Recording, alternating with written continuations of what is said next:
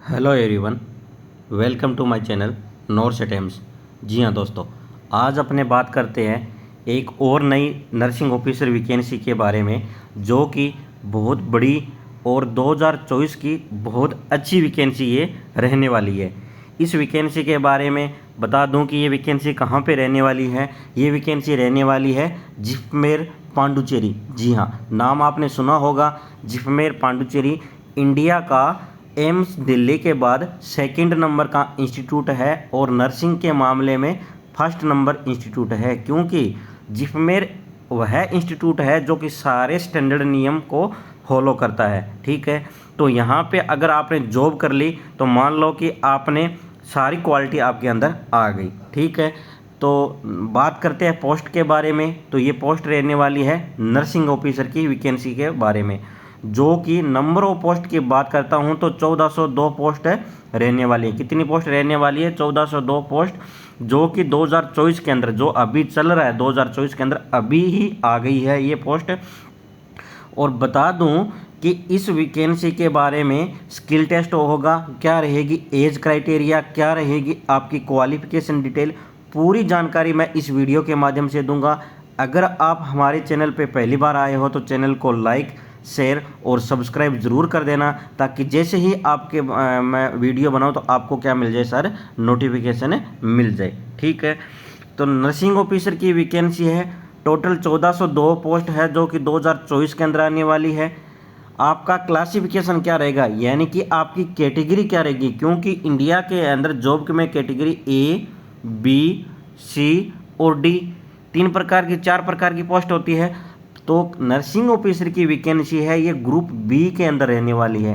Group B के अंदर रहने वाली है, मतलब कि आपकी पे लेवल, आपकी रिस्पॉन्सिबिलिटी और आपकी जो सब कुछ जो आपकी रहेगी वो एक अच्छे लेवल की रहेगी, क्योंकि आप ग्रुप बी के अंदर आते हो। ठीक है, लेवल पे मैट्रिक्स कितना रहेगा, जो कि आपका 44,900 से स्टार्टिंग है। 44,900 यानी कि आपका बेसिक है। इसके साथ आपका क्या लगता है, डीए लगता है, आपका एचआरए लगता है।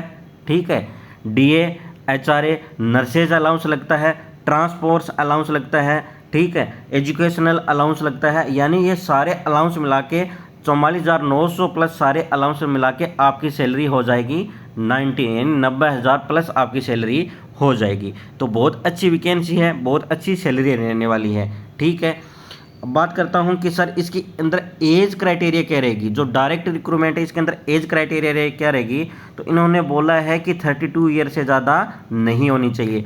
परंतु जो अपने इंडिया के अंदर SC ST OBC जनरल के OBC और EWS कैटेगरी है, उनको एज रिलैक्सेशन का क्राइटेरिया मिलेगा, जो कि पूरा नोटिफिकेशन आएगा उसके अंदर पूरा मेंशन होगा। परंतु अभी मैं आपको बस ये बता रहा हूँ कि पोस्ट कितनी है, क्या आपको पढ़ना है, क्या इसके अंदर स्किल टेस्ट है, क्या आपकी क्राइटेरिया है, ताकि आप अभी से प्रिपरेशन कर लो और इस वैकेंसी को आप बिल्कुल भी मिस मत करो। यानी अपने हाथ से नहीं जाना चाहिए। इसके अंदर जो भी हमारे व्यूअर है, जो भी हमारे साथी है, उन सभी का क्या होना चाहिए सर, इसमें सिलेक्शन होना चाहिए, क्योंकि आपका सिलेक्शन आपके लिए बहुत ज़्यादा ज़रूरी है। ठीक है, नेक्स्ट बात करता हूँ कि सर इसके अंदर आपकी क्वालिफिकेशन क्या रहेगी, क्या रहेगी क्वालिफिकेशन क्या रहेगी, यानी कि इसके अंदर कौन एलिजिबल है इस वैकेंसी के बारे में, जो कि नर्सिंग ऑफिसर की पोस्ट के बारे में। क्योंकि इसके अंदर नर्सिंग ऑफिसर पोस्ट यानी NO और सीनियर नर्सिंग ऑफिसर यानी SNO दोनों की पोस्ट इसके अंदर ऐड है।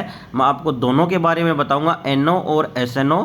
ठीक है, और आपको स्किल टेस्ट कैसे पास करना है, प्लस आपको ये जिपमेर का एग्ज़ाम कैसे पास करना है। ठीक है, इसके अंदर सिलेबस थोड़ा सा डिफरेंट है, तो मैं पूरी डिटेल बताऊंगा, तो शुरू से लेके एंड तक जरूर बने रहना। एजुकेशन क्वालिफिकेशन जो एसेंशियल है यानी ज़रूरी है, वो क्या है, BSc नर्सिंग। आपको पता है BSc नर्सिंग ज़रूरी है। BSc नर्सिंग के साथ आपका कॉलेज इंडियन नर्सिंग काउंसिलिंग से क्या होना चाहिए, एफिलेटेड होना चाहिए, प्लस जिस जगह आप करें वो स्टेट नर्सिंग काउंसिलिंग से आपका एड होना चाहिए, जो कि आपकी रिकॉग्नाइज इंस्टीट्यूट या यूनिवर्सिटी है। ठीक है, नेक्स्ट आपके पास जीनम के बाद जिन कैंडिडेट ने पोस्ट बेसिक BSc नर्सिंग किया है वो भी कैंडिडेट एलिजिबल है। ठीक है, साथ में वो क्या है, रजिस्टर्ड नर्स एंड मिडवाइफ का कोर्स होना चाहिए, जो स्टेट नर्सिंग काउंसिलिंग से एड हो।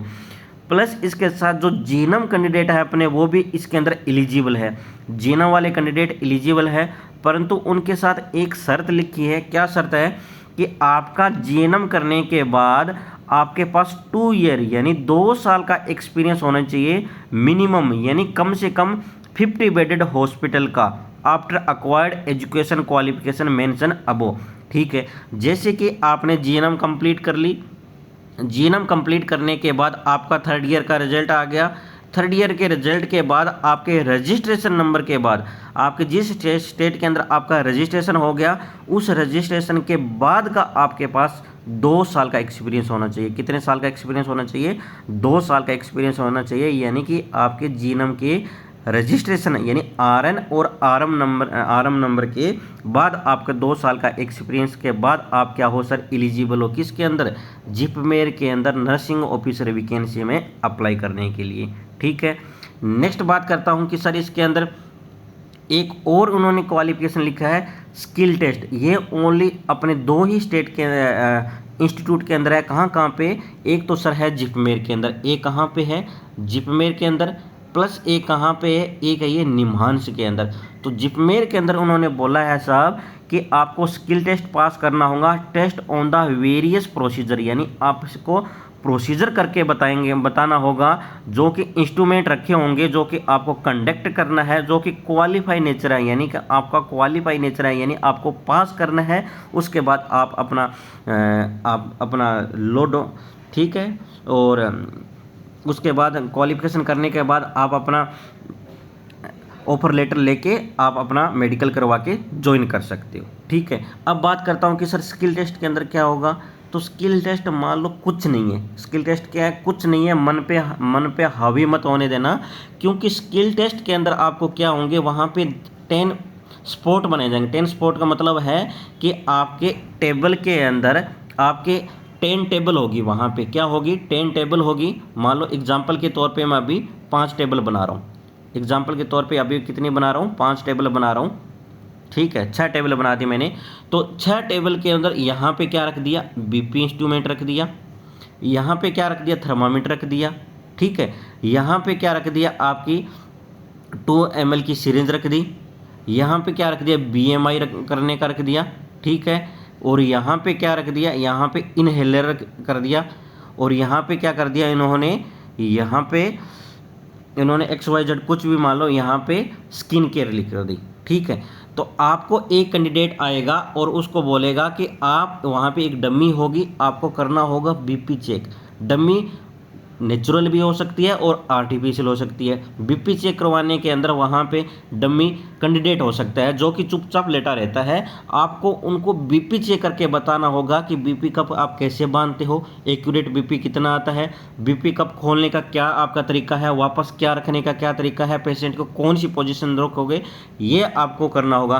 प्लस आपका थर्मामीटर रखा होगा, आपको थर्मामीटर में फीवर चेक करके बताना होगा कि आप एक्जिला से कैसे थर्मामीटर को प्लेस करोगे, ओरल में कैसे प्लेस करोगे, ये चीज़ करके बताना होगी।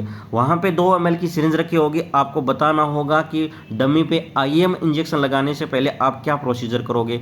तो आपको हैंड वॉशिंग करनी होगी, कैसे क्लीन करना होगा, कैसे बायोमेडिकल वेस्ट डिस्कार्ड करना होगा, ये चीज़ आपको करनी होगी। प्लस आपके पास एक BMI के लिए डमी कैंडिडेट लेटा होगा, आपको उसकी BMI करनी होगी। वो चुपचाप लेटा रहता है, आपको उसके हाइट, वेट, एज वगैरह सब कुछ कैलकुलेट करके आपको BMI लेनी होगी। ठीक है, ये इस तरीके से आपको प्रोसीजर करा के 10 प्रोसीजर होते हैं। अगर इसके अंदर आपके कम से कम 8 प्रोसीजर अगर आपके राइट है तो आपका क्या हो जाता है? सिलेक्शन हो जाता है। तो ये स्किल टेस्ट एकदम ईजिली है। स्किल टेस्ट जब आपका होगा आपको घबराने की ज़रूरत नहीं है, आप हमसे कांटेक्ट कर लीजिए, हम स्किल टेस्ट का मटेरियल आपको प्रोवाइड कर देंगे, आपको घबराने की कोई ज़रूरत नहीं है। ठीक है, प्लस इसके अंदर मैं बात करता हूं कि सर स्किल टेस्ट के साथ आपका जो सिलेक्शन है वो मेन इंपॉर्टेंट है कि मेरा सिलेक्शन कैसे हो, क्योंकि जिपमेर के अंदर थोड़ा सा एम्स नॉरसेट से थोड़ा सा क्या आता है सर, एम्स नॉरसेट से क्या आता है, थोड़ा सा सिलेबस डिफरेंट आता है। तो जिपमेर के अंदर डियर कैंडिडेट 100 नंबर का क्या आता है? MCQ आता है। कितने नंबर का क्या MCQ आता है?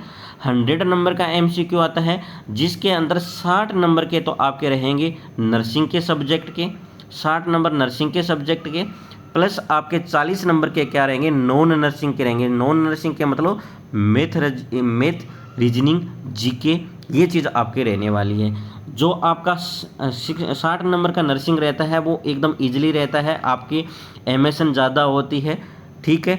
40 नंबर के आपके नॉन मेथड जो होता है नॉन नर्सिंग के होते हैं, जो मैथ रीजनिंग जीके होता है वो आपको नॉर्मल पढ़नी होती है, एकदम नॉर्मल इजी लेवल का आता है, आपको घबराने की जरूरत नहीं है। जिस कैंडिडेट का जैसे ओबीसी कैंडिडेट है, जिस कैंडिडेट के 70 प्लस अगर नंबर बन गए तो आपका सिलेक्शन चांस है, ठीक है। जनरल कैंडिडेट वालों के 80 प्लस बन गए तो आपका चांस है।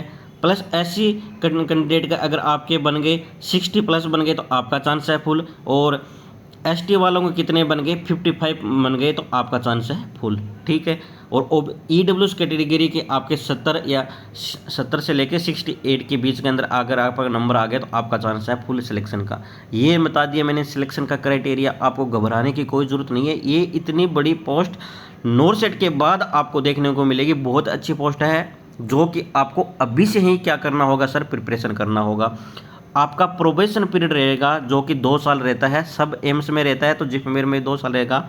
मेथड ऑफ द रिक्रूटमेंट क्या रहेगा, तो आपका 100% डायरेक्ट रिक्रूटमेंट है, यानी कि आपके एग्जाम के माध्यम से, आपका सीबीटी के माध्यम से आपका क्या होगा सर, सिलेक्शन होगा। तो घबराने की कोई ज़रूरत नहीं है, ये कोई प्रमोशन के किसी तरीके से जुगाड़ बिठा के इस तरीके से नहीं होगा, आपका एग्जाम के बेस पे आपका क्या होगा सर, सिलेक्शन होगा।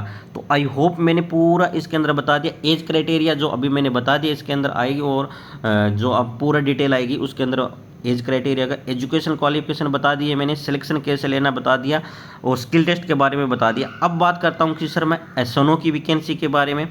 एसएनओ की वैकेंसी के बारे में जो बात करता हूँ, तो सीनियर नर्सिंग ऑफिसर की पोस्ट कितनी है इसके अंदर, सीनियर नर्स की पोस्ट है 379 जो कि 2024 के अंदर आने वाली है। सीनियर नर्सिंग ऑफिसर जो कि लेवल 8 रहने वाला है, जो कि सीनियर नर्सिंग ऑफिसर की एनओ से सैलरी ज़्यादा होगी। आपका एजुकेशन क्वालिफिकेशन ये सारे क्या है, नॉट एप्लीकेबल है, यानी कि जो 100 पहले लगे हुए हैं कैंडिडेट उनके लिए है, यानी कि आपका सिलेक्शन क्या होगा, 100% प्रमोशन से होगा, यानी कि जो कैंडिडेट पहले से ही लगे होंगे उनको क्या होगा, प्रमोशन के द्वारा ही उनका क्या होगा, सिलेक्शन होगा, ठीक है। तो ये आपके लिए भी अच्छी खबर है, क्योंकि ये 379 कैंडिडेट जैसे ही एसएनओ बन जाएंगे तो उनकी जगह नई पोस्ट खाली हो जाएगी और आपको एनओ के लिए अपॉर्चुनिटी मिल जाएगी, ठीक है। और जो आपका प्रमोशन होने के लिए आपकी रेगुलर एनओ की सर्विस कितनी होनी चाहिए, 5 ईयर कंटिन्यूस सर्विस होनी चाहिए, उसके बाद ही आप एसएनओ बन सकते हो। तो एसएनओ की पोस्ट के बारे में बताने का मेरा यही मकसद था, ताकि आपका एसएनओ की पोस्ट पे जैसे ही सिलेक्शन हो जाएंगे तो आपको एनओ की पोस्ट पे अपॉर्चुनिटी क्या मिल जाएगी सर, ज़्यादा मिल जाएंगी। तो आई होप मैंने इस वीडियो के माध्यम से आपको सारी जानकारी दी है, आपको अच्छी लगी है। अगर अच्छी लगी है तो चैनल को ज़रूर सब्सक्राइब कीजिए, और अपने जितने भी दोस्त हैं, आपके पास जितने भी व्हाट्सएप के अंदर नर्सिंग के ग्रुप है वहाँ पे इस चैनल की लिंक शेयर कर दीजिए, ताकि ज़्यादा से ज़्यादा कैंडिडेट अपने साथ जुड़ सके और सबका ही क्या हो सके सर, भला हो सके। तो मिलते हैं नेक्स्ट वीडियो में। जय हिंद, जय भारत।